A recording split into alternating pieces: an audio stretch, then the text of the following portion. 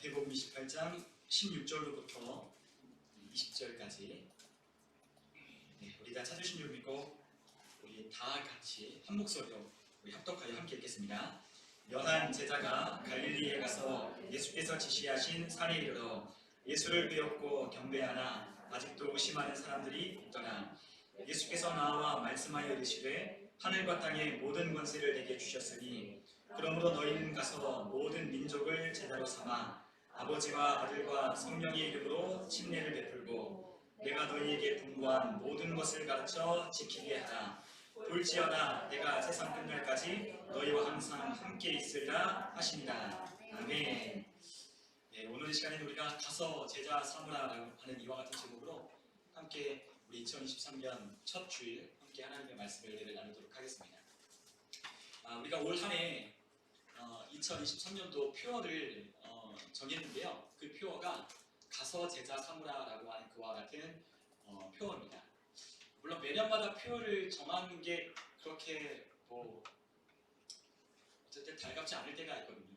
왜냐면 한 해 동안 표어를 정했는데 그 표어대로 살지 못하고 한 해가 또 넘어갈 때가 참 많다는 것을 느껴서 표어를 정할 때 어떨 때는 마음이 부담이 되기도 하고, 우리가 지난 작년에 기도를 쉬지 마라 했는데 기도를 쉰 것 같기도 하고 열심히 안 한 것 같은데 그거 뛰어넘고 또 가서 제자 삼으라고 하는 게 좀 약간 하나님 보실 때 어떨까라고 하는 그런 생각도 들기도 하거든요.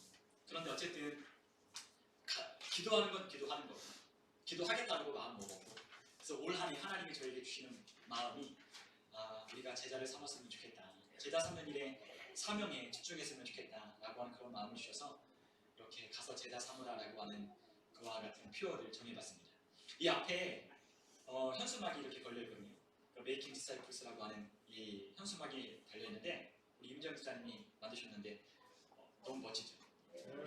네. 딱 보니까 저는 교회에 딱 들어오면 이게 딱 보일 때마다 화사하고 너무 멋있고 이뻐서 교회가 이 현수막 하나만 달아도 이렇게 달라지는구나 라고 하는 걸 물론 계속 우리 집사님이 해주셨지만 이번 연도에 또 특히나 더 우리 집사님이 잘 만들어줘서 너무너무 감사하다는 마음을 많이 갖고 있습니다. 어쨌든 올 한 해 우리가 가서 제자 삼으라고 하는 이 말씀을 따라 우리가 함께 제자 삼는 일에 우리가 함께 사명에 집중했으면 좋겠다, 이와 같은 마음으로 오늘 이 시간 함께 말씀을 나누는데요. 함께 말씀을 함께 나눌 때 우리 가슴에 가서 제자 삼아야 되겠다고 하는, 우리 많이 들었습니다. 우리 제자 삼으라고 하는 이야기 많이 들었고 전도하는 얘기 많이 들었고 우리가 예수님의 제자가 되어야 된다는 하는 설교 수없이 많이 들었습니다. 그러나 다시금 우리가 함께 들을 때 한번 마음에 새기고 또 오늘 그 말씀을 함께 다 결단했으면 좋겠습니다. 우리가 성경을 보면 우리가 마태, 마가, 누가, 요한 이와 같은 4개의 책을 우리가 사복음서라고 부릅니다. 그런데 이 사복음서를 마태, 마가, 누가 이 3권은 공간복음이라고도 하기도 하고 또 이 4개를 함께 포함해서 사복음서라고 이야기를 하기도 합니다. 어쨌든 이 사복음서라고 묶여있는 이 책은 뭐를 담고 있냐면 복음에 관한 이야기를 담고 있기 때문에 사복음서라고 그렇게 말을 하는 거죠. 그러니까 마태, 마가, 누가, 요한은 마태가 본, 마가 본, 그리고 누가가 본, 그리고 요한이 본 예수님 그 복음에 관한 실체가 무엇인지를 우리에게 아주 입체적으로 설명해 주고 있다고 하는 거예요. 그런데 복음이라고 하는 것이 무엇이냐라고 생각해 볼 때 우리가 그 복음이 과연 무엇이길래 이 책 4권, 이 4권에 걸쳐서 마태가 보고 마가가 보고 누가가 보고 요한이 본 이 내용을 비슷한 이 내용을 4번에 걸쳐서 우리가 읽어야 하느냐라고 하는 질문이 던져진다는 거죠. 그런데 성경에서 이렇게 자주 이야기하고 또 이야기하는 것은 매우 중요하기 때문에 이렇게 이야기를 하는 거거든요. 그래서 예수님께서도 말씀하실 때 정말로 중요한 얘기는 어떻게 하셨죠? 내가 진실로 너희에게 이르노니 라고 그렇게 말씀하셨거든요. 그리고 우리가 성경을 읽어보면 성경에서 반복되는 그와 같은 단어들이 등장할 때가 있어요. 우리가 에베소서 1장에 가면 그리스도 안에서 그리고 우리가 성경에 보면 계속해서 우리에게 말씀하는 반복되는 이야기가 있다면 그와 같은 이야기는 괜히 반복하는 게 아니라 그 이야기가 정말 중요하기 때문에 그 이야기를 반복해서 우리에게 언급하고 있는 거예요. 자, 그러면 복음이라는 것이 무엇이냐? 복음이 과연 뭐길래 이렇게 중요하게 우리에게 사복음서에 통해서 우리에게 복음을 설명하셨느냐라는 것을 한번 생각해 봐야 된다는 거죠. 그런데 복음이라고 하는 것을 우리가 아주 간단하게 우리가 하나님의 말씀을 통해서 우리가 알 수 있는 것이 있다면 마가복음 1장 1절에 보면 복음에 관하여 너무너무 심플하게 그리고 분명하게 확신 있게 우리에게 말씀하고 있다고 하는 거예요. 우리가 마가복음 1장 1절에 보면 이와 같이 말씀했거든요. 우리 한번 마가복음 1장 1절에 있는 말씀을 같이 한번 읽어보겠습니다. 하나님의 아들 예수 그리스도의 복음의 시작이라. 아멘. 자, 하나님의 아들 예수 그리스도의 복음의 시작이다. 우리가 복음이라고 하는 것이 무엇일까라고 생각할 때 이 복음은 무엇이냐면 바로 예수 그리스도라고 하는 것입니다. 여러분, 복음은 어렵게 설명할 것이 아니라 복음은 아주 간단하고 명료하고 심플하고 아주 확신 있게 분명하게 이야기할 수 있는 것이 무엇이냐면 복음은 예수 그리스도시다. 그런데 그 예수 그리스도가 누구시냐? 하나님의 아들이시다 라고 말씀하고 있어요. 여러분, 마가복음 1장 1절에는 우리에게 그 복음을 이야기하는데 그 하나님의 아들 예수 그리스도가 복음의 시작이라고 우리에게 분명하게 선포하는 거예요. 어떻게 선포하냐면 아주 확신에 찬 그와 같은 음성으로 예수님의 복음의 시작이다 라고 이야기를 하고 있다는 거죠. 그러면 그 전에는 복음이 있었나요? 그러면 그 전에는 복음이 없었다는 얘기인가요? 예, 그 전에는 복음이 없었다는 거예요. 하나님께서 계속 복음에 관한 이야기를 말씀하셨지만 그 복음의 실체가 아직 우리에게 오지 않았다는 거죠. 그런데 그 복음이 언제 왔어요? 예수님을 통하여 이 땅 가운데 왔다라고 하는 거죠. 그래서 하나님은 우리에게 이 복음이 예수 그리스도시고 그리고 그 예수 그리스도가 하나님의 아들이신데 그분으로 말미암아 복음이 시작되었다라고 우리에게 말씀하고 있는 거예요. 여러분, 우리가 복음을 영어로 뭐라 그러죠? 우리가 굿뉴스라고 하기도 하고 우리가 가스펠이라고 하잖아요. 이 굿뉴스라고 하는 건 좋은 소식이라는 거죠. 좋은 소식, 굿뉴스. 그런데 우리에게 굿뉴스가 뭘까요? 우리에게 굿뉴스, 우리에게 좋은 소식은 뭘까요? 우리가 작년보다 올해 우리의 월급이 더 많아지면 우리에게 굿뉴스일까요? 물론 그것도 굿뉴스죠. 또 우리에게 굿뉴스가 뭐가 있까요?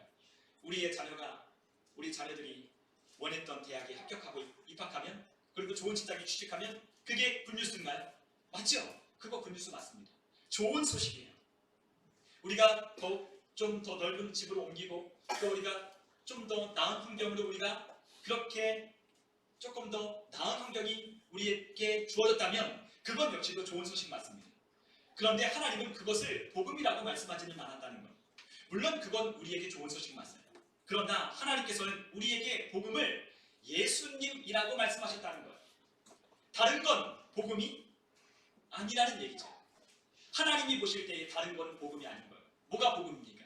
오직 예수 그리스도만 우리에게 복음이라고 말씀하시는 거예요. 여러분, 사람에게 압축되는 사람이 원하는 것이 무엇일까요? 사람들이 원하는 것을 몇 가지로 압축해보면 대개는 세 가지에 다 그렇게 들어있다고 그랬잖아요. 부자가 되거나 아니면 건강해지거나 아니면 우리가 명예를 얻거나 좋은 대학에 취직하거나 이와 같은 것이 세 가지 부류의 범주에 모든 사람들의 굿뉴스가 거기에 담겨 있어요. 사람들은 그것을 굿뉴스라고 생각하고 그것을 좋은 소식이라고 얘기한다는 거죠. 그러나 하나님은 아주 분명하게 말씀하셨어요. 아니다. 그거는 굿뉴스가 아니다 라고 말씀하시는 거예요. 우리가 진짜 굿뉴스라고 붙일 만한 것은 무엇이냐? 바로 예수 그리스도만이 굿뉴스라고 하나님은 우리에게 말씀하고 있다는 하는 거죠. 여러분, 한번 생각해보죠. 우리가 여러 차례 말했지만 우리가 무엇인가를 소유한다고 해서 그것이 얼마나 갈까요? 기쁨이 얼마나 갈까요? 우리의 월급이 늘어나면 얼마나 행복해질까요? 몇 달이나 행복해질까요? 제가 처음으로 그 수련 전도사로 처음에 전도사 생활할 때 제 월급이 얼마였냐면 100만 원이었어요. 서울에 있을 때 저희 교회가 거의 뭐 그 100만 원도 받으면 거의 뭐 학생들에게 거의 뭐 사주고 뭐 하고 그러면 다 없어요. 11조 하고 헌금하고 그리고 뭐 기관에 그리고 뭐 내고 그러면 없고 그 나머지 돈으로 애를 사주고 나면 없고 누가 저에게 생활하냐? 저희 아내가 입에서 벌어온 돈으로 저희가 생활하는 거예요. 자, 그런데 그 100만 원으로 시작했는데 그것도 100만 원 다 주는 것도 아니에요. 100만 원 줄 때 만 원을 떼고 줘요. 만 원 목회자 회비라고 해서 만 원을 떼서 99만 원을 통장에다 찍어줍니다. 그리고 그 만 원을 모아서 목회자 뭐 경조사나 그런 데 있으면 저희 선임 목사님께서 그걸로 뭐 그렇게 하시는 거예요. 그러니까 99만 원으로 시작해. 99만 원 받을 때는 그래도 아니 돈을 받지 못했는데 돈이 없는데 그래도 돈 받고 일하는 게 얼마나 감사해요. 그리고 좋은 목사님 밑에서 좋은 성도님들 옆에서 그렇게 함께 신앙생활하고 즐겁게 신앙생활을 해주는 게 얼마나 감사해요. 그래서 감사하게 생각했어요. 그런데 시간이 지나서 얼마 뒤에 150만 원으로 인사기 준대. 한 6개월 지났나? 그때 150만 원 인사기 준대. 물론 149만 원을 줬어요. 149만 원 받으니까 너무너무 좋더라고요. 여러분 100만 원 받다가 무려 50% 인상 내서 150만 원 받으니까 얼마나 좋아요. 너무 좋죠. 그리고 나서 이제 부목사가 되고 그리고 또 이렇게 월급을 사례가 늘어나니까 좋기는 좋아요. 근데 예전에 99만 원 받을 때와 200만 원 받고 250만 원 받고 이렇게 받을 때로는 다른 거예요. 그러니까 그거를 받으면 그때는 기쁘고 이걸 받았으니까 이거 내가 이제까지 쓰지 못한 이 돈으로 내가 옷도 사고 내가 이것도 하고 내가 저것도 해야지 저축도 조금 해야지 라고 하지만 그때 살았던 그 돈이나 지금 살았던 그 돈이나 또이또이라는 거죠. 받을 때는 되게 기쁜데 받고 나서 한 1개월, 2개월 지나면 전혀 그것이 나에게 기쁨이 되지 못해. 또 늘어났으면 좋겠다. 더 많이 줬으면 좋겠다. 이렇게 생각한다는 거예요. 얼마나 감사한 일인데 사람이 참 간사하죠. 그것으로 우리의 기쁨을 삼을 수가 없다는 거예요. 여러분 그것은 우리의 굿뉴스가 아니에요. 얼마만큼 월급이 늘어나야 우리에게 굿뉴스일까요? 올해 연금이 올해 임금이 1%, 5% 오른다더라. 굿뉴스! 근데 1년이 지나고 나면 그걸로 못 산다니까. 여러분 우리가 아무리 좋은 소식을 이 땅 가운데 들어도 이 세상 가운데 우리가 들어도 그것이 우리의 기쁜 소식이 될 수 없어요. 왜요? 그 기쁜 소식은 영원하지 않기 때문에 그래요. 그 기쁜 소식이 영원하지 않기 때문에 하나님은 우리에게 그것을 복음이라고 말씀하지 않았어요. 여러분 혹시 그거 아세요? 열심히 산 사람일수록 공허하고 허무감을 더 많이 느낀대요. 열심히 산 사람일수록. 대충 사는 사람은요 공허하고 허무하지도 않대요. 왜 그래요? 열심히 일해가지고 뭔가 성과를 냈어요. 열심히 일해서 뭔가 성과를 내고 뭔가 내가 목표한 목표치를 이뤘어요. 그런데 그 목표치를 이뤄봤더니 기쁨이 아주 잠깐이에요. 그래서 더 높은 목표치를 삼았어요. 그리고 더 나은 미래를 그렸어요. 그러나 그것들을 또 얻어보고 그것들을 가져봤지만 기쁨이 오래가지 못한다는 거죠. 그래서 열심히 일하고 열심히 부지런히 산 사람일수록 공허하고 허무감을 빨리 느낀다는 거죠. 여러분 동의하시나요? 그런 거 같지 않나요? 열심히 뭔가 잃어봤는데 그게 내 만족을 줄 것 같고 그게 내 행복이 전부일 것 같은데 그거 있으면 나 정말 행복할 것 같은데 그거 얻어봤더니 행복하지 않다는 거예요. 오래 못 간다는 거예요. 그래서 그 행복이 진짜 행복이 아닌 것을 깨달은 사람이 공허한 거죠. 얻어봤더니 아무것도 아닌 거예요. 여러분 우리의 행복은 그렇게 얻어지는 게 아니에요. 정말로 가진 사람들의 입고 다니는 옷을 보면 부러워요. 정말로 부자들이 입고 다니는 명품 옷을 걸친 거 보면 그래도 뭐 똑같은 거 같아도 뭔가 때깔이 달라서 입은 거 보면 부러워요. 저도 그래요. 그리고 정말로 그들이 타고 다니는 차 보면 부러워요. 그리고 그들이 넓은 집에 사는 한강뷰에 뭐 50평, 60평 그런 펜트하우스에 사는 그런 모습을 보면 유튜브에서 그런 것들을 보면 부러워요. 그러나 그것이 우리의 행복과 만족을 줄 수 없다는 거죠. 인간의 욕망이 끝도 없기 때문이에요. 인간은 가져도 그 욕망을 채울 수 없는 이 안에 뻥 뚫린 뭔가가 있기 때문에 그래요. 그것이 무엇이에요? 바로 하나님으로 채워야 할 그 자리를 세상에 있는 것들로 채우려고 하니까 채워지지 않는 거죠. 여러분 그렇습니다. 아무리 쇼핑을 많이 해도요 채워지지 않아요. 아무리 원하는 것을 내가 사도요 만족하지 않아요. 내가 사기 전까지는 그게 있으면 좋을 것 같지만 딱 배송이 돼서 오는 순간 내가 기대했던 것과는 달라요. 몇 번 입어보면 그렇게 썩 좋지도 않은 것 같아요. 좀 돈 더 줘서 더 비싼 거 샀으면 어땠을까 라고 생각하는 거죠. 여러분 우리의 인간의 만족은 이처럼 한도 없고요 끝도 없어요. 그래서 공허하고 그래서 허무해요. 그런데 사람들은 어떻게 해요? 계속해서 뭔가를 만족해 줄 수 있는 것, 행복할 수 있는 무엇인가를 찾아 계속해서 그것들을 찾아다니는 거죠. 그러나 우리가 그러한 것들로 결국 행복을 누릴 수 없다는 것. 하나님은 우리에게 분명히 말씀하셨습니다. 우리의 인생에 그런 행복을 찾다가 끝나는 인생인 그 인생에게 우리에게 말씀하셨어요. 우리의 인생 가운데 그러한 만족이 없고 행복이 없는 이유는 무엇이냐? 그것은 바로 죄 때문이다라고 말씀하셨어요. 우리가 행복하지 못하고 만족하지 못하는 이유가 무엇이냐? 아무리 많은 것을 가져도, 우리가 아무리 많은 것을 잃어도 만족하지 못하고 기쁘지 못한 이유는 죄 때문이다. 아무리 많이 이루지 못했어도, 많이 갖지 못했어도 하나님을 얻는 사람은 만족합니다. 그러나 하나님이 없기 때문에 만족하지 못하고 기쁘지 못하고 참된 평안이 없는 거예요. 우리가 함께 오늘 하나님의 말씀, 우리가 예레미야 2장 13절에 있는 말씀을 보면 하나님께서 우리에게 정확하게 이렇게 말씀하셨어요. 우리 한번 하나님의 말씀 예레미야 2장 13절에 있는 말씀을 함께 읽어보겠습니다. 내 백성이 두 가지 악을 행하였나니 곧 그들이 생수의 근원되는 날을 버린 것과 스스로 웅덩이를 판 것인데 그것은 그물을 가두지 못할 터진 웅덩이들이니라. 아멘. 자, 하나님께서 그 백성들을 향하여 두 가지 악을 범했다고 말씀하셨어요. 첫 번째는 뭐죠? 생수의 근원이 되시는 하나님을 버렸다는 겁니다. 두 번째는 무엇입니까? 스스로 웅덩이를 팠다는 거예요. 그런데 그 웅덩이는 물을 가두지 못할 웅덩이라는 거죠. 여러분, 두 가지 악을 저질렀대요. 하나님을 버린 것도 모자라 뭐예요? 하나님을 대신할 만한, 대처할 만한 것들을 찾아서 스스로 웅덩이를 판 그것이 하나님 보실 때의 죄라고 말씀하신 거예요. 여러분, 하나님은 어떤 분이시라고 말씀하십니까? 바로 생수의 근원 되신다고 말씀하셨어요. 하나님이 우리의 생수의 근원이 되십니다.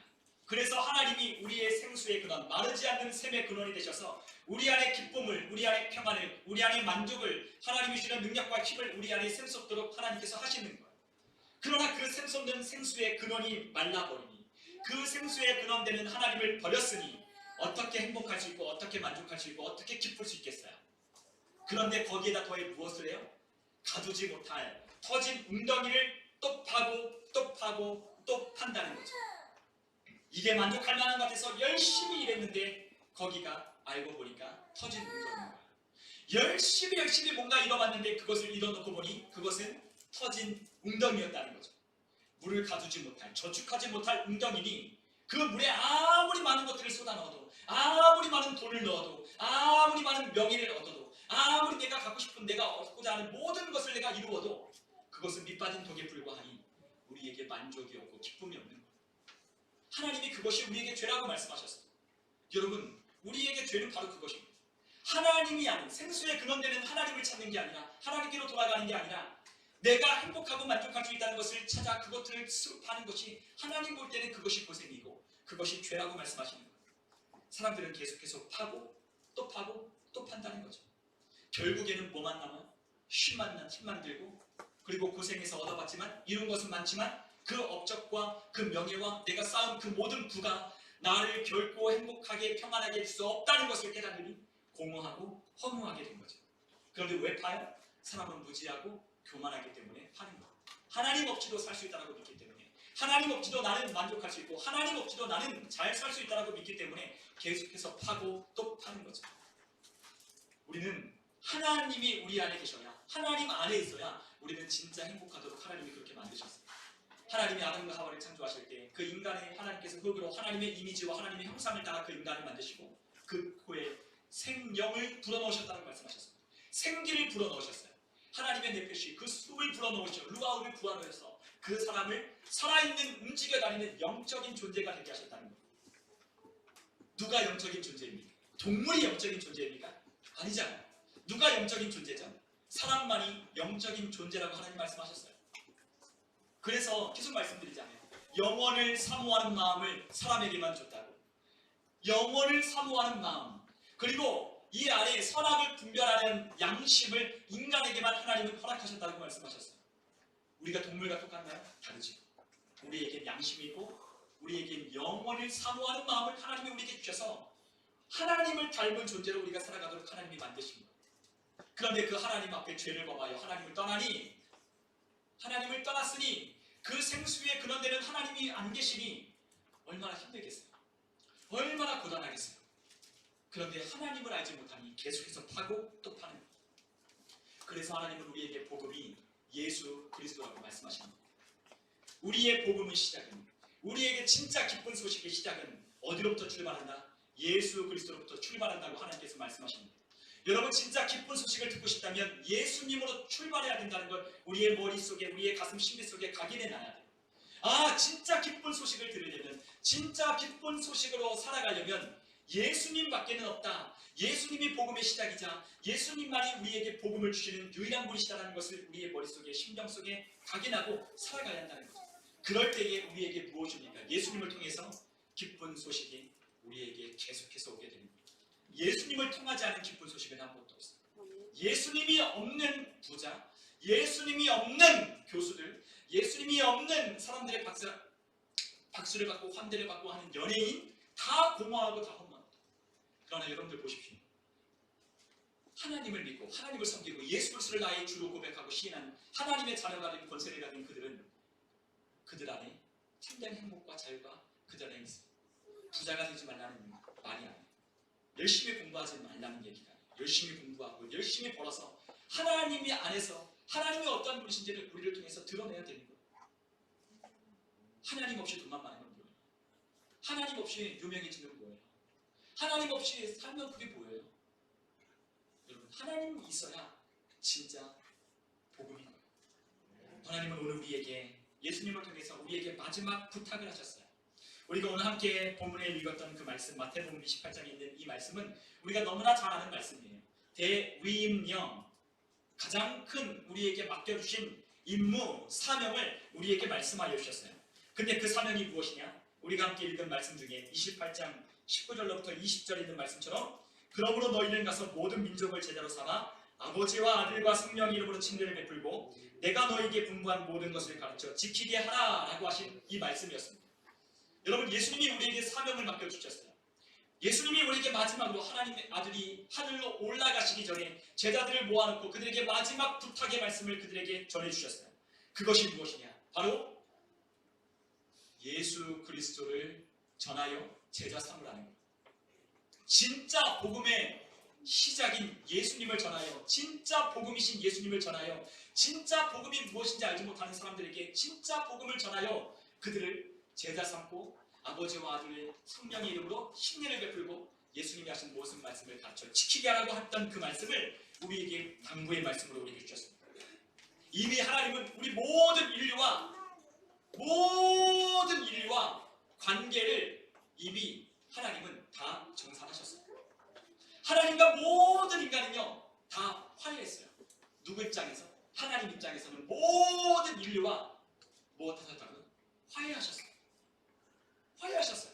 화해하셨다는 건 그들의 모든 죄를 하나님의 아들로 말미암아 대신 지우게 하셔서 다 용서하여 주셨다고 했어요.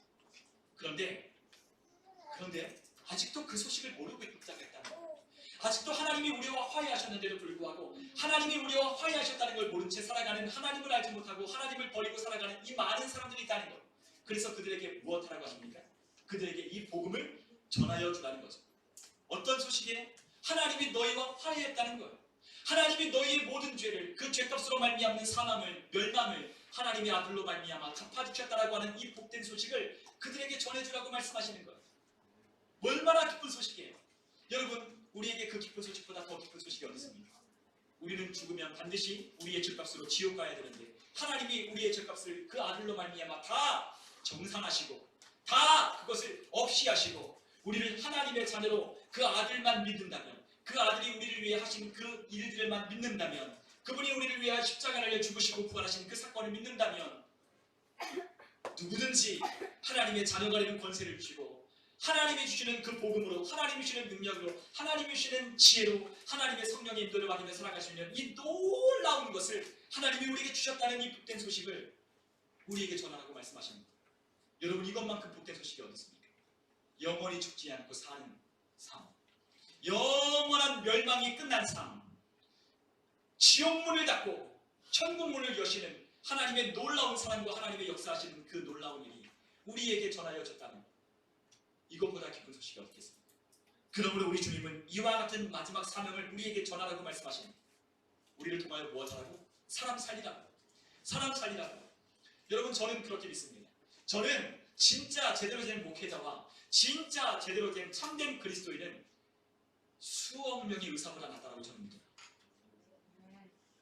저는 그렇게 믿습니다. 의사가 못할 거를 진짜 그리스도인들은 할 수 있다는 거예요. 저희 예전에 저희 목사님 항상 그 얘기하셨어요. 의사는 사람 한 명 생명 살리지만 정말로 참된 그리스도인은 그들의 인생 전체를 살린다고 말씀하셨어요. 그래서 예전에는 목회자가요 열심히 공부했어요. 그래서 미국에 있는 하버드 대학교, 무슨 대학교, 프린스턴 대학교, 뭐 이런 모든 대학교들이 다 뭘로 시작했어요? 신학과부터 시작합니다. 최고의 학문을 받고 최고의 학문을 배운 사람들이 누구냐? 목회자였어요. 그런데 오늘날 목회자가 뭐예요? 목회하기 싫어서, 목회가 가장 천대받고 하나님의 일을 하는 일이 가장 천대받아서 신학교에 문을 닫을 위기에 처해 있다는 거예요. 저기 대전에 있는 침신대학교도 요즘에 미달이 난다고 하더라고요. 오지 않아요. 부모님들이요 안 보여요. 아, 나 목사하고 싶어요. 그러면 어떻게 합니까? 에이, 너 손 내려. 갑자기 우리가 좀 콜리가 합니다. 오늘 하나님의 은혜를 받은 우리 학생들 가운데 하나님을 위해 자신의 인생을 헌신한 사람 손 드십시오. 그 자리에서 일어나십시오 하면 어머니가 옆에 앉았다가 바지가랑이를 잡고 엉덩이를 내리기 시작합니다. 그러면 왜 그러냐고. 나는 이 마음이 뜨거워서 주를 위해 일하고 싶은데 엉덩이를 붙잡고 내립니다. 여러분, 오늘날 이와 같이 하나님을 위해서 일한다는 게 얼마나 천대받고 있는지. 그러나 여러분, 진짜 그리스도인, 여러분들이나 저나 진짜 성도, 진짜 그리스도인은 정말로 세상이 감당할 수 없는 일을 하는 사람들. 정말로 우리는 병자들을 고칠 수 있고, 그리고 또한 그들의 심령 가운데 있는 그 마음의 병들을 치유해 줄 수 있고, 또한 그들을 새 생명을 주며 그들에게 영원한 생명을 주시는 예수님을 전할 수 있는 이 놀라운 복음을 우리는 가졌기 때문에 우리는 그 어떤 누구보다도 정말로 대단하고 위대한 하나님의 사람들입니다. 여러분, 사람은 정말로 별 볼 일 없는 것 같아 보일지 모르지만 하나님을 믿고 하나님을 섬기고 하나님을 따르는 사람에겐 불가능한 게 없습니다. 하나님은 그 사람에게 하나님의 어떤 분이신지를 나타내고 보여주시기를 원하십니다. 오늘날에도 지금 우리가 살아가는 이 현대, 아무리 우리가 과학적인 사고가 발달하고 우리의 눈으로 보여지는 것 아니면 믿지 않는 이 시대가 되었다 할지라도 하나님은 여전히 우리의 이성을 초월하고 우리의 생각을 뛰어넘는 것들을 우리의 삶 가운데 나타내시고 보여주신다고 말씀하셨어요. 그렇기 때문에 진짜 믿는 그리스도인이 필요한 거예요. 여러분, 우리 한 사람 한 사람이 정말로 중요한 사명을 가진 자들이에요. 우리 한 사람이 얼마나 귀한 사람들인지 몰라요. 우리 한 사람이 우리가 있는 가정에서, 우리의 직장에서, 이 교회 안에서 바로 세워지면 그곳은 천국으로 바뀌어질 겁니다. 그곳은 정말로 하나님 주시는 생명으로 바뀌어지게 되는 거예요. 그러나 우리가 진짜 하나님을 올바로 섬기지 못하고 정말 하나님이 어떠한 분이신지 알지 못하여 내가 그 안에서 어떤 누구인지, 내가 그 안에서 무엇을 할 수 있는지, 내가 그분으로부터 무엇을 가지고 있는지를 알지 못하면 우리는 이 땅에서 초라하게 살아갈 수밖에 없다는 거죠. 그러나 우리 주님은 우리에게 그 마지막 우리에게 유언으로 복음 전하라고, 예수 그리스도라고 하는 이 복음을 전하라고 우리에게 사명을 맡겨주셨어요. 이것이 바로 우리가 살아가야 할 이유인 거죠. 아멘. 하나님은 우리에게 살아가야 할 이유를 분명히 제시하셨어요. 허무한 데 굴복하는 인생이 아니라 표대 없이 향방 없이 다른 박질하는 사람이 아니라 분명한 향방을 정하고 분명한 표대를 정하여 다른 박질하는 사람이 되라고 우리에게 말씀하셨습니다. 그 표대가 무엇입니까? 주 예수 그리스도십니다. 그 표대를 향하여 정확하게 그 표대를 바라보고 우리에게 살아가도록 우리에게 명령을 내리셨다는 것. 예수를 위해 사는 것. 예수를 위해, 우리 이승혁 기자님은 예수를 위해 셰프를 하고, 우리 이영 집사님 예수님을 위해서 PD를 하고, 또한 우리 정민 기자님은 예수를 위해서, 우리 예수를 위해서 그 군대 안에서 하나님의 군사, 하나님의 군대가 되어서 그곳에서 하나님의 복음을 전하며 사는 우리 서세경제님 직장 안에서 그 하나님이 하실 일을 바라보며 그 사업을 통해서 하나님의 영광을 드러내도록 사는 것. 우리에겐 다 주어진 사명이 똑같아요. 무슨 사명? 예수 복음 전하는 사명. 그 표대를 향하여 가는 사명 가운데 우리에게 주어진 각자의 역할에 따라서 우리가 그 길로 함께 달려가는 것. 우리에게 분명한 표대가 있기 때문에 나 어떻게 살지? 나 뭐하며 살지? 나 어떻게 살아야지? 이렇게 말하면 안 된다는 거죠. 어떻게 살긴 뭐 어떻게 살아요? 예수를 위해 살아야죠. 예수를 위해 살아야죠. 뭘 위해 살아요? 복음을 위해 살고 예수를 위해 살라고 하나님이 우리에게 귀한 생명 주시고 우리에게 그 예수라고 하는 복음을 주셨는데 아직도 갈팡질팡하면 어떻게 합니까? 예수를 위해 사는 거예요. 저도 예수를 위해서 목회를 하는 거고 우리 모두가 다 예수를 위해 사는 거예요. 예수를 위해 살면 절대로 손해보지 않아요. 여러분, 세상에서 공짜가 없는 게 있어요. 바로 예수를 위해 살면, 하나님을 위해 살면 공짜가 없어요. 우리는 이 땅에 열심히 살아도 그것을 얻을지 모르고 또 그것을 얻는다 해도 그것으로 만족할 수 없다고 했지만 하나님을 위해 살고 예수를 위해 살면 하나님이 우리를 위하여 반드시 하나님을 위해 산 나인 만큼 하나님을 위해 충성한 그것만큼 하나님께서 갚아주신다는 말씀하셨어요. 그래서 하늘나라에 가면 뭐만 남아요? 주를 위해 삶만 기억되고 하나님 앞에 남는 것. 하나님 앞에 남는 거는 하나님의 영광을 위해 사는 것, 복음을 위해 산 것밖에 남지 않아요. 그래서 사도 바울이 뭐라 그랬죠? 살아도 주를 위하여 살고 죽어도 주를 위하여 죽나니 사나 죽으나 나는 주의 것이다. 먹으나 마시나 무엇을 하나 하나님의 영광을 위해 하라. 먹는 것도 마시는 것도 다 하나님의 영광을 위해 하라고 했어요. 우리는 그와 같은 분명한 목적이 있는데 우리는 그 표대가 어느 순간 흐려지고 그 표대가 우리 눈앞에 우리가 바라보고 있는 이 세상 것들 때문에 그것들이 시야를 가려서 보이지 않아 방황하는 거죠.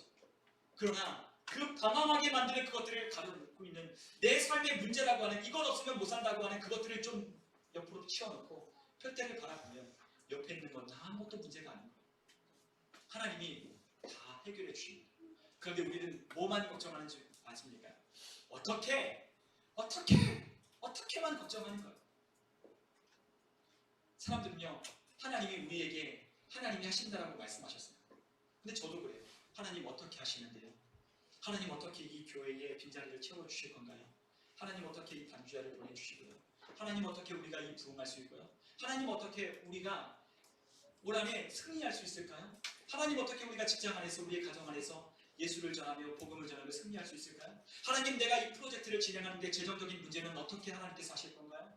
하나님 내가 이 프로젝트를 진행하는데 어떻게 이 프로젝트의 과정을 하나님께서 역사하실 건가요? 우리는 항상 그렇게 하나님께 묻는 거예요. 어떻게? 하나님 어떻게요? 어떻게요? 그런데 하나님은 뭐라고 말씀하시는지 아십니까? 네가 어떻게 하는 거 알아서 뭐하냐? 라고 묻는 거예요. 하나님이 우리에게 설명해 주면 우리가 그거 알아요? 몰라요. 하나님의 방법으로 하시는데 우리가 그걸 알아서 우리가 그걸 이해할 수 있나요? 모르기 때문에 설명 안 해주시는 거예요. 예건이에게 오늘 제가 어떤 얘기를 해요. 주식을 어떻게 하는 거고 은행 가서 어떻게 계좌를 개설하는 건지 우리 예건이에게 이야기해준다고 한번 생각 한번 해봐요. 그러면 예건이에게 일러줬어요. 예건아, 주식을 만들려면 먼저 주식 계좌를 개설해야 돼. 그래서 증권에 가서 해야 된다. 은행 가서 이렇게 해야 돼. 라고 알려주면 예건이가 알아들을까요? 못 알아들어요. 그래서 어떡하죠? 우리 이미정 목사님이 은행 가서 예건 통장 만들어 오는 거예요. 예건이를 위해서 미리 적금에 들어두는 거예요. 뭘 알아요? 아무것도 몰라요. 우리 승현이가 축구화를 사고 싶은데 축구를 열심히 하고 있으니까 축구화를 사고 싶은데 엄마에게 축구화를 사달라고 했어요. 그런데 엄마가 돈이 없는 것 같아요. 그래서 엄마 나 어떻게 사줄 건데? 엄마 사줄 돈 있어? 엄마 나이키 운동화 그 축구화 10만 원 좀 넘는 것 같은데 그거 사줄 수 있어? 내가 볼 때 못 사줄 것 같아. 어떻게 할 건데? 어떻게 할 건데? 이렇게 물으면 어머니가 뭐라 그러실 거예요? 우리 이지삼촌이 뭐라 그럴까요? 이 조그만 놈이 하면서 머리를 축 쥐어버릴 거 아니에요? 이 자식 너 몰라도 된다고. 내가 사주면 되지. 너 뭐 그거 알아요? 몰라도 돼요. 우리는 그러나 항상 어떻게 생각하는 거죠. 하나님 어떻게 우리가 이 전세 만기인데 어떻게 옮깁니까? 재정적인 부분은 어떻게 해결해야 되죠? 하나님 내가 일을 하는데 이 프로젝트를 진행하는데 어떻게 사람을 주님은 보내주셔서 이 일에 적합한 사람이 와서 이 일을 이룰 수 있을까요? 하나님 이 일은 어떻게 할 수 있을까요? 다 그런 식으로 우리가 하나님 앞에 어떻게만 묻는 거예요. 그런데 하나님 말씀하십니다. 너는 어떻게 집중하는 게 아니라 하나님께 집중하라고 말씀하십니다. 누구에게 집중하라? 그 일을 이루실 하나님께 집중하라고 말씀하십니다. 우리는 항상 표대가 아닌 다른 것에 우리 신경과 마음이 빼앗겨요. 문제가 오면 어떻게? 염려하고 근심하고 걱정하죠. 그러나 하나님은 뭐라 그러셨어요? 염려하지 마라. 맡겨라! 하나님께서 말씀하셨어요. 그것이 하나님의 방법이에요. 그것이 믿음으로 사는 사람들의 삶의 방식입니다. 아브라함에게도 하나님 말씀하셨습니다. 너에게 100세의 아들 줄게. 근데 아브라함이 얘기합니다. 하나님, 저희 아내는요 벌써 경수가 끊어졌고요. 하나님, 저도 나이가 많은데요. 처음에 그렇게 이야기했어요. 그런데 하나님께서 그를 어떻게 하셨다고 그랬죠? 그 텐트 밖으로, 아브라함을 밖으로 내어놓으셔서 너 하늘을 들어 별을 불어러 봐라. 그 하늘에 펼쳐진 묵별 너 셀 수 있나 봐라. 너의 자손을 이와 같이 많게 하겠다라고 말씀하셨어요. 아브라함이 어떻게 했죠? 하나님 말씀 듣고 믿었어요. 말씀하시는 이가 이루시는 것, 말씀하시는 그이가 그 말씀을 신뢰하고 그 말씀을 이루신다는 걸 믿고 더 이상 어떻게요? 얘기 안 했어요. 어떻게요? 하나님 어떻게요? 얘기 안 했어요. 믿음은 하나님을 보는 거예요. 믿음은 부차적인 걸 보는 게 아니라요. 본질이신 하나님을 보는 거예요. 그게 바로 믿음이에요. 오늘 하나님은 우리에게 말씀하십니다. 우리에게 말씀하셨어요. 사람 살리라고. 어떻게 해요? 나는 지식도 없고 나는 가진 것도 없는데요. 나를 보고 누가 믿기나 할까요? 나를 보고 누가 오기나 할까요? 아니요. 나 보지 말라는 거예요. 왜 나를 봐요? 하나님을 보라는 거죠. 하나님이 우리에게 그 능력을 주셔서 하나님의 복음을 전할 수 있도록 하게 하신다는데 왜 우리는 자꾸 우리를 보는 거예요? 사람들은 자꾸만 행복하지 못한 이유를 다른 곳에 찾아요. 금수저가 아니라서 그렇죠. 나는 연고대, 서울대 나오지 않았어. 나는 뭐가 없어서, 심지어는 우리 남편 때문에, 아내 때문에, 우리 자식들 때문에 되는 게 없어 라고 하며 행복하지 못한 이유를 거기서 찾아요. 뭐 때문에. 그런데 하나님은 뭐라고 말씀하십니까? 하나님이 우리의 상급이시고 하나님이 우리의 기쁨 되신다고 말씀하셨어요.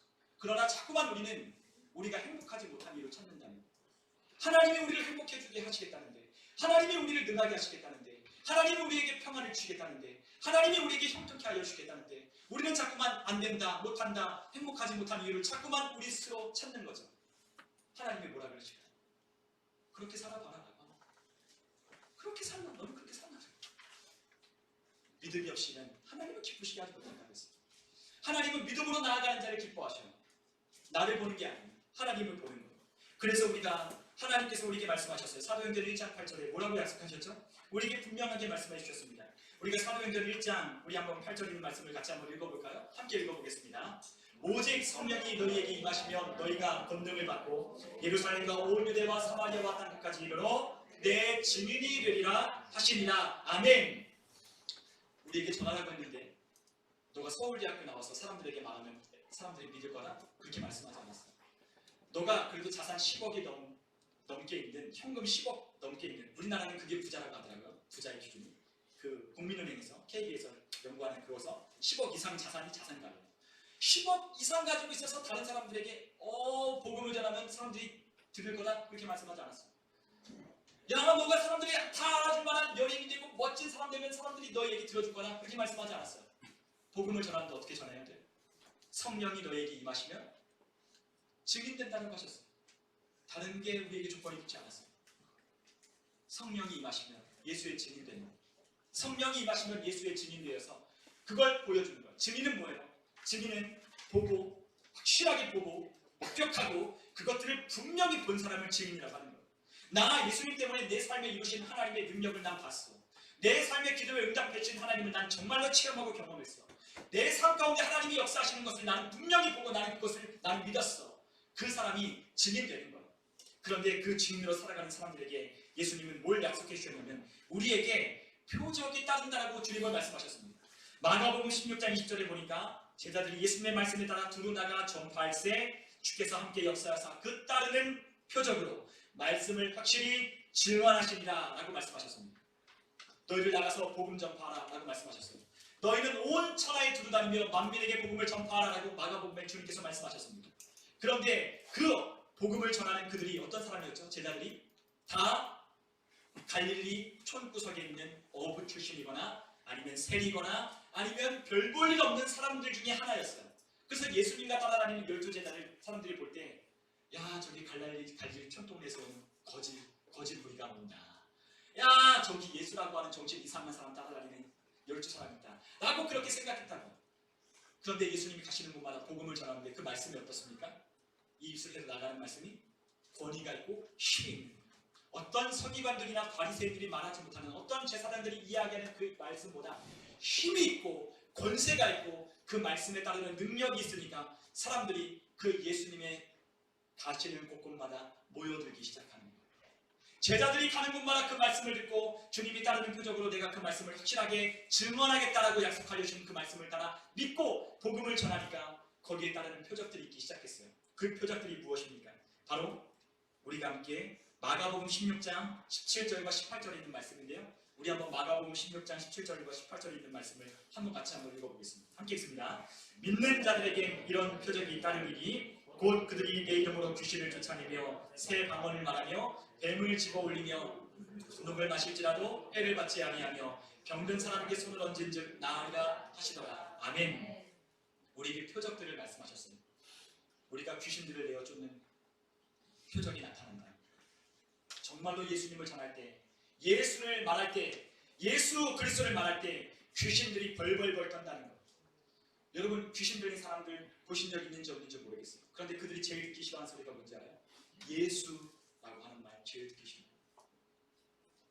제가 예전에 같이 함께 부서 생활했던 어떤 한 자매가 그 할머니가 무당이셨어요.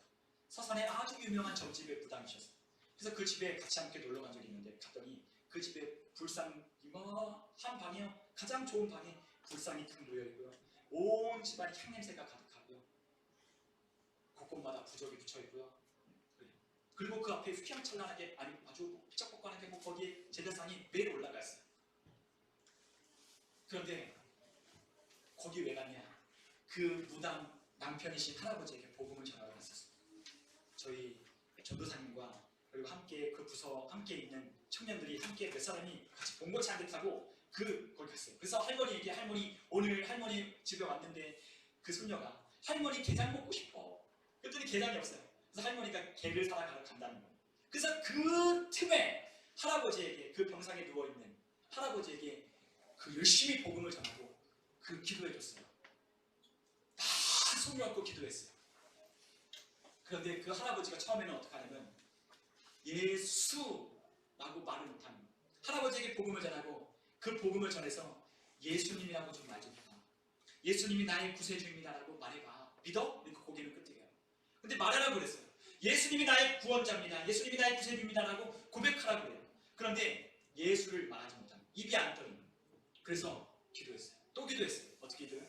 이 악한 이 집에서 역사하는 귀신 역사를 떠나갈지어다. 예수님의 이름으로 명하는 귀신아 나갈지어다. 라고 하며 그 집안에 계속 대대로 우상숭배하며 그 불상과 그곳에 무당들이 있는 귀신들이 가득한 그 집에서 예수님의 이름으로 외치며 대적기도 했어요. 그리고 나서 또 그 할아버지에게 이야기했어요. 예수 내 구주 말해보라. 그랬더니 할아버지가 입을 여시는 예수 내 구주 요단강 건너가 만나리. 아멘. 요단강 가르쳐주지 않았대요. 예수 내 구주 하면서 뭐라고 요단강 건너가 만나리. 그리고 며칠 뒤에 가로 돌아가셨어요. 여러분 귀신들이 제일 듣기 싫어하는 말이 뭐냐면 예수라고 하는 말 제일 듣기 싫어요. 왜요? 예수가 진짜 구세주입니다. 예수가 진짜 왕이십니다. 그 왕의 이름을 외칠 때 귀신들은 가짜 왕, 가짜 그 사람의 왕으로서 군림했던 그 귀신들이 나가는 거예요.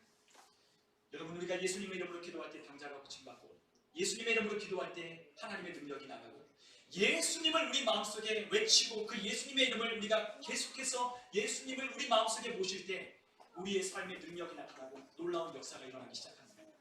예수님은 우리에게 그 다른 표적을 보여주셨어요. 그래서 여러분들 우리가 이 표적이 나타난다는 것을 믿으셔야 됩니다. 아니 어떤 기도 많이 한 사람에게 주어지는 게 아니라 믿는 자에게. 믿는 자가 누구예요? 믿고 하는 자예요. 참 저도 예전에 서울에 있을 때 제가 전도사 생활할 때 참 담대하죠. 저희 교회는요 다 목사님이 기도해주면 낫는다고 생각하는 성도들이 많았어요. 그래서 목사님께 기도를 받고 싶은데 목사님이 기도 함부로 안 해주시거든요. 목사님이 또 성령 충만해야 또 안수도 해주시고 그러니까 누구를 찾냐면 부교육자를 찾는 거예요. 근데 아이들이 아프면 누구를 찾냐면 맨 앞에 이제 우리 부교육자들이 이제 매일마다 저희 교회는 기도하는 교회이기 때문에 기도하고 있는데 그 애들이 와서 전도사님 기도해달라고 그렇게 요청한다는 거예요. 그러면 저는 어떻게 했어요? 얘가 왜 나한테 왔냐고 왜 하필 나한테 왔냐고 우리 목사님도 계시고 부목사님도 계신데 그분에게 가기 어려우니까 전도사님 찾아오는 거예요. 그럼 어떻게 해요? 다들 보고 있는데 그냥 손을 머리에다 탁 얹고 병든 자에게 손을 얹은 즉 나으리라. 아멘. 가방? 가방. 한 번은 저희 안수집사님 딸 아이가 코피가 막 나오는 코가 막 피가 나와요. 근데 코피가 막 나오는데 이 코피가 안 멈춰지는 애가 있잖아요. 안 멈춰져요. 권 뭐였죠? 이름을 까먹었는데 아무튼 그 아이가 와서 저거 코피 그 축기랑만 막아서 왔는데 코피가 안 멈춰 울면서 나와가지고 기도해달라고. 그래서 왜 하필 나한테 왔지 하면서 그냥 그렇게 했는데 모르겠다면서 병든 자에게 손 얹지 나으리라. 예수님의 이름으로 명하노니 이 모든 혈루의 근원들이 멈춰지고 나을지어다 라고 말하면서 가버렸어요. 그랬더니 이 아이가 기도회가 끝나고 저 만나더니 전도사님 피가 기도하고 나서 돌아가는 순간이 멈췄어요. 이런 거예요. 그래서 저는 어리둥절한 거죠. 어리둥절. 저는 믿는다고는 했지만 과연 그게 될까? 과연 그게 나을까? 하고 의심하는 거예요. 그러나 하나님은 어떻게 하시는 거예요? 그 아이를 통해서 저에게 믿음을 주시는 거예요. 야, 믿고 손을 얹어요. 믿는 자에게 이런 표적이 따른다고 했는데 왜 너는 그렇게 조건이 많냐? 담임 목사님만 할 수 있다고. 기도 많이 하는 사람만 할 수 있다고. 왜 너는 그렇게 생각하고 왜 너는 안 된다고 생각하냐? 여러분들, 우리 모두가 다 믿는 자가 된다면 우리는 믿음으로 하나님의 말씀을 따라 행하기 시작합니다. 제가 예전에 자전거를 타고 제가 서울에 살 때 자전거를 타고 한강에서 이제 군대를 좀 얼마 앞두고 제가 그 집 앞에 이제 한강변으로 이제 자전거를 타고 할 일이 없으니까 이렇게 도는 거예요. 휴학을 해놓고 할 게 없으니까 맨날 자전거 끌고 다녀서 그 한강 한 몇 킬로 돌아가고 상암 월드컵 경기 한 바퀴 돌고 집으로 오는 게 제 코스였어요. 하루에. 할 게 없으니까. 그러다가 심심하면 또 그 상암에 있는 CGV에 가서 영화 조조 한 편 보고 오고 이런 게 제 이제 낙이었거든요. 그런데 어느 날 자전거를 타고 나가려고 하는데 머리가 너무 아픈 거예요. 여름에. 그런데 어떻게 자전거를 타고 이 고수부지 이 한강 둔치로 나가는 이 터널에서 딱 자전거를 멈춰 세워놓고 아무도 안 보니까 누가 보면 이상하잖아요. 누가 보면 이상하니까 거기에 터널에 딱 멈춰놓고 제 머리에다 손을 탁 대고 병든 자에게 손을 얹은 이제 나으리라. 아멘. 했더니요. 머리 아픈 두통이 싹 사라지는 거예요. 여러분 이게 제 경험이에요. 여러분 저의 경험이에요. 누구도 부인할 수 없는 저의 경험이에요. 여러분들이 어떻게 생각할지 모르지만 저의 경험이에요. 저는 이 말씀을 믿고요. 이 말씀에 따라 행동하는 것을 저는 믿어요. 하나님이 오늘도 이 말씀이 어저께나 오늘이나 영원토록 동일하신 그분이 여전히 오늘 우리 가운데 함께 하신다면 그 말씀에 따르는 표적을 우리에게 나타내 보여주셔서 확실하게 증거하여 주신다고 말씀하셨다면 우리가 무엇을 보고 예수님이 우리와 함께 하신다는 것을 우리가 증언할 수 있겠어요? 우리가 뭘 보고 도대체 예수님이 나와 함께 하신다, 우리와 함께 하고 계신다, 우리가 뭘로 보여줄 거예요? 하나님의 나라는 말이 있지 아니하고 능력이 있다고 했습니다. 하나님 나라는 먹는 것과 마시는 것에 있는 게 아니라 의와 평강과 희락이라고 하는 확실하고도 분명한 증거가 있다고 말씀하셨어요. 그래서 우리의 삶에 무엇이 있어야 되냐면 성령의 나타나심이 있어야 하는 거예요. 그리스도인에게 성령의 나타나시는 하나님의 역사가 없다면 그 그리스도인들은 아무런 능력이 없는 그리스도인 거예요. 무늬만 그리스도인인 거예요. 여러분 우리 도대체 뭘 믿나요? 우리가 하나님을 믿는 게 뭐예요? 우리가 도대체 묻는 게 뭡니까? 기도해서 하나님 우리의 삶이 좀 나아지는 것? 이거는 믿나요? 근데 그것도 잘 안 믿잖아요. 그래서 기도 안 하잖아요. 여러분 우리가 정말 하나님을 믿는다는 게 뭐예요? 말씀 그대로 우리가 믿는 게 진짜 믿는 거 아니겠어요? 믿으면 즉시 하는 거예요. 복음 위에 설라 그러면 붙일 게 없어요. 아 나는 좀 시간이 걸리는데 좀 더 있어봐야 되겠다. 좀 더 한 일주일 뒤에 살아야 되겠다. 아니요. 복음 위에 설라 그러면 언제 살아야 돼요? 지금 당장 사는 거예요.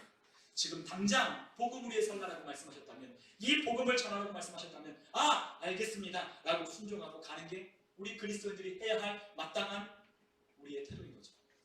다른 거 붙일 이유가 없어요. 다른 거 붙일 우리에게 능력 있으면 하나님 내가 가서 전할게요. 내게 능력 있으면 사람들이 병들었다면 하나님 내가 기도할게요. 저희 아내가 아프거나 그러면 저한테 항상 기도해달라고 부탁해요. 목사님 저에게 손을 얹고 기도해달라고. 그러면 제가 기도를 많이 하고 성령이 충만하면 어떨까요? 즉시 손을 얹고 저희 아내를 위해서 기도합니다. 그러나 저도 인간인지라 어떨 때는 믿음이 없을 때가 있어요. 성령이 충만하지 않을 때. 하나님과의 관계가 별 시덥지 않을 때는 아내가 그런 얘기를 해주면 듣는 눈 마는 눈이에요. 듣는 눈 마는 눈. 근데 우리 아내는 그럼 뭐라 하면 제가 단서를 꼭 달아요. 당신도 하나님이 주신 믿음이 있잖아. 당신이 몸에 손을 얹고 기도해. 항상 그렇게 얘기를 하면 그럼 저희 아내가 뭐라 하는지 아세요? 목사님이 되어서 기도를 부탁하는 성도의 기도의 부탁을 무시한다고. 이렇게 얘기해요. 근데 제가 왜 그러냐면 자신이 없나. 왜 자신이 없어요? 뭐 때문이에요? 하나님을 믿었다면 하나님께 본질에 집중해야 되는데 하나님이 아닌 저를 보니까 기도를 못하겠네요. 근데 어떻게 해요? 마음속에 하나님께서 말씀하셔요. 네가 오늘 상태가 별로라고. 네가 오늘 나와 관계가 별로라고. 네가 하는 거냐? 네가 하는 거냐? 라고 하나님께서 말씀하시는 거예요. 그럴 때 다시 생각하고 저 먹고 저희 아내를 위해서 기도해 줍니다. 또 아내는 저를 위해서, 저도 아플 때는, 저도 좀 힘들 때는 아내를 통해서 기도해달라고 부탁하는 거예요. 우리의 자녀들에게 부탁을 하고, 우리의 자녀가 아프면 내가 기도해주고, 우리의 자녀를 또한 우리 부모님의 손을 놓고 기도할 때 하나님께서 이 기도에 믿음에 따르는 그 순종을 보시고, 다른 것 보시는 게 아니라 믿음으로 순종하는 그걸 보시고 우리에게 하나님께서 말씀하신 그대로 역사하여 주신다고 말씀하셨어요. 여러분, 우리는 하나님을 봐야 되는 거예요. 하나님 보는 거예요. 하나님 보고 하는 거예요. 우리가 어떠냐? 우리의 상황이 어떠냐? 하나님, 나는 그들에게 말할 주의가 아닌데요. 나는 그들에게 말할 수 있는 뭔가 내세울 만한 게 없는데요. 하나님, 나는 그들에게 뭔가 전할 때 뭔가 그들이 나보다 더 많은 것을 가지고 있어서 내가 그들에게 말을 하면 통하지 않을 것 같은데요. 아니요. 우리 마음속에 하나님이 가라, 전하라 말씀하셨다면, 감동해 주셨다면 가는 겁니다. 하나님은 빌립을 통해서 이디오피아 내시를 만나게 하셨어요. 사도행전에. 그 왕궁의 제2인자 이디오피아 내시가 그 예루살렘에 왔다 돌아가는 그 시간에 빌립을 하나님께서 보내셔서 그와 함께 말씀을 전하게 하시고 예수 그리스도를 전하게 하셨어요. 네가 뭔데? 그렇게 말하지 않았을까? 빌립이 생각하지 않았을까? 만약 믿음이 없었다면 내가 뭔데 그 이디오피아의 2인자를 만나서 예수를 말할까요? 그들이 내가 말한다고 들을까요? 듣도 보도 못한 예수 전하면 그들이 예수 믿을까요? 아니었어요. 빌립은 성령의 감동하심을 따라 하나님께서 이디오피아 내시에 마차를 타게 하셔서 이 마차에 함께 타서 그에게 복음을 전하고 그 이사야서에 있는 예수 그리스도를 자세하게 풀어 설명해 줄 때 이디오피아 내시아가 믿었습니다. 하나님은 뭐라고 말씀하시냐? 이 마차에 타라는 거예요. 어떤 마차에 타라? 하나님이 타고 계신 그 마차에 타는 거예요. 걸어가지 말고 하나님이 우리를 위해 준비한 수레와 마차에 올라타라고 말씀하셨어요. 우리는 그 마차에 타는 거예요. 그것이 무엇입니까? 하나님의 말씀을 믿고 그 말씀에 순종하는 거예요. 하나님은 우리에게 이와 같이 하나님이 역사하신다고 우리에게 이와 같은 놀라운 말씀을 주셨는데도 대부분의 그리스도인들 믿지 않습니다. 믿지 않아요. 안 믿어요. 하나님을 믿는다고 하는데 도대체 뭘 믿는지 모르겠어요. 뭘 믿는지는 모르겠지만 믿는데요. 그러나 믿음으로 아무것도 하지 않아요. 믿음으로 아무것도 하지 않아요. 믿음으로 하나님께서 사람들에게 조금 이상하게 생각하게 들 거는 안 해요. 그래서 요즘에 뭐 안 합니까? 예수 많아. 예수를 전하지 않아요. 괜히 예수 전했다가 사이만 나빠지지. 괜히 예수 전했다가 야, 너 예수 믿는데 너 뭐가 잘 돼서? 너 예수 믿었는데 너 나보다 뭐가 나? 이렇게 물어보면 제가 말할 게 없죠. 그래서 우리 김선영 목사님이 예전에 오실 때 그런 얘기 했잖아요. 그죠? 나보다 더 괜찮은 사람들, 뭐가 부족하지 않는 사람들이 우리가 그들에게 전하기 참 어렵다는 거예요. 저도 그렇게 생각해요. 그러나 하나님은 말씀하셨습니다. 내가 하는 게 아니라 내 안에 있는 내게는 은과 금이 없지만 뭐가 있어요? 예수가 있잖아요. 내게는 너에게 줄 성전 미문에 앉아있어서 한 푼 줍쇼 하며 우리에게 돈을 구걸하는 그 성전 미문에 있는 그 거지에게 한 푼 줍쇼라고 바라보며 우리에게 돈 달라고 하는 그들에게 베드로와 요한이 기도하러 올라갈 때 멈춰서서 그에게 이렇게 말하는 거예요. 뭐라고 말합니까? 나는 너에게 줄 금과 은은 없지만 내게 있는 것으로 내게 주노니 예수의 이름으로 일어나 걸으라며 그 손을 붙잡고 이렇게 세우니 그의 다리에 힘줄이 생기고 그리고 곧 걷고 뛰고 하나님을 찬양하며 그 성전에 올라가 하나님을 찬미했다라고 했어요. 뭘 주는 겁니까? 돈을 주는 거예요? 우리가 가지고 있는 지식을 전달하는 거예요? 아니, 내게 있는 예수를 전하라고 말씀하십니다. 다른 것 전하는 게 아니에요. 이렇게 돼서 예수님을 믿어야 된다. 이렇게 저렇게 해서 이런 모든 증거들을 동원해서 그 사람들이 이성을 설득하고 그 사람들의 생각을 동의하게 해서 예수 믿게 하는 게 아니에요. 성령의 나타나심으로 하는 거예요. 우리의 삶 가운데 성령이 나타나시면 믿는 거예요. 우리의 삶 가운데 성령이 나타나시는 삶을 그들에게 보여주면 믿는 거야. 다른 게 아닙니다. 하나님이 나타나십니다. 오늘 하나님은 우리에게 예수를 전하고 예수를 말하라고 말씀하셨어요. 여러분, 우리가 인생을 살아가는 목적이 분명해졌어요. 우리의 인생의 목적은 분명해졌어요. 분명해요. 우리에게 하나님께서 영향력을 확대시켜주는 이유가 무엇인지를 생각해 보십시오. 우리의 삶에 사람들을 붙여주시고 만나게 하여주는 이유가 무엇인지 생각해 보십시오. 하나님이 우리를 더욱더 높은 곳으로 하나님께서 우리가 생각하지 못한 우리의 생각보다 더 넘치도록 하나님께서 하시는 일들을 볼 때 여러분들 생각하셔야 됩니다. 이 일을 왜 나에게 허락하실까? 이 일을 왜 나에게 허락하실까? 하나님은 나를 통하여 영광받기를 원하십니다. 그것을 우리가 말할 때 하나님은 우리에게 더 하나님의 지경을 넓혀주시고 지경을 넓혀 경작할 사람에게 경작지를 주는 거죠. 넓은 경작지를 줘서 경작하지 못할 사람에게는 주지도 않아요. 왜? 불평만 할 겁니다. 이 넓은 경작지에 맨날 잡초만 나고 그것 뽑느냐고 고생만 한다고 하나님 앞에 불평하기 때문에 안 하는 거예요. 여러분, 우리에게 하나님은 오늘 이 시간 우리에게 분명히 말씀하십니다. 오늘 우리에게 복음으로 살라라고 우리에게 분명하게 말씀하셨어요. 여러분, 우리가 복음을 위해 살아가야 할 이유가 무엇입니까? 복음을 위하여 우리가 부르심을 받았고 우리가 이 복음을 전하여 우리가 복음을 참여하게 하고자 함이라고 사도 바울이 그렇게 이야기했기 때문입니다. 우리가 복음을 전하는 건 나도 복음을 참여하기 때문입니다. 내가 복음을 전한다는 건 확실한 증거가 있어요. 어떤 증거? 내가 복음에 참여했다고 하는 증거가 있는 사람은 복음을 전하게 돼 있어요. 내 안에 복음이 진짜 예수님이 확실한 사람은 그 예수를 전하게 돼 있어요. 여러분, 정말로 예수님이 복음이십니까? 아멘이십니까? 예수님이 정말로 복음이라고 믿는 사람은 예수님을 나가게 돼 있어요. 예수님이 복음입니다. 그리고 그 예수님을 이 세상 가운데 왕으로 여러분들 높이십시오. 그리고 그 왕 대신 그 예수님이 우리의 삶을 다스리시도록 우리에게 그 삶을 하나님 앞에 내어드리십시오. 직장에 가거든 하나님께 그것을 내어드리십시오. 우리의 가정에 가거든 우리의 가정의 주도권을 하나님께 내어드리십시오. 그리고 우리의 가정이, 우리의 일터가 이 믿음의 공동체 안에 하나님의 역사의 진원지가 되게 달라고 기도하십시오. 그러면 하나님은 우리의 삶 가운데 우리가 말하는 대로 믿는 대로 되어지게 하시고 오늘 우리 주님께서 우리에게 혼들을 이겨오라고 말씀하셨습니다. 혼들을 이겨오는 것, 혼들을 설득시켜 오는 게 아니에요. 혼, 소울. 그래서 우리가 영혼 구원을 소울 위닝이라고 하거든요. 소울 위닝, 이겨오는 거예요. 혼들을 이겨서 오는 거예요. 그 혼들을 장악하고 있던 그 사람 마귀의 권세를 깨뜨려 부셔서 그들을 이겨오는 거예요. 그들이 혼적인, 혼으로 생각하고 감정을 가지고 의지를 가지고 있는 그 동의하지 않는, 우리가 말하는 것에 전혀 동의를 내리지 않는 그들의 혼을 이겨오는 거예요. 뭘로요? 성령의 나타나심으로 그들의 혼을 이겨오는 거예요. 오! 개운해요. 진리들이 말하는 게 뻥이 아니구나. 하나님 살아계시는구나. 라는 것을 우리의 삶을 통하여 간증함으로 보여줌으로 우리가 하나님의 증인되라고 오늘 주님을 우리에게 강력하게 말씀하셨습니다. 여러분, 2023년 확실하게 우리가 노선을 정해야 돼요. 이 노선, 저 노선, 이 동아줄, 저 동아줄, 썩은 동아줄 붙잡는 게 아니라 여러분, 예수 복음을 위해 살면 주님이 다 채워주십니다.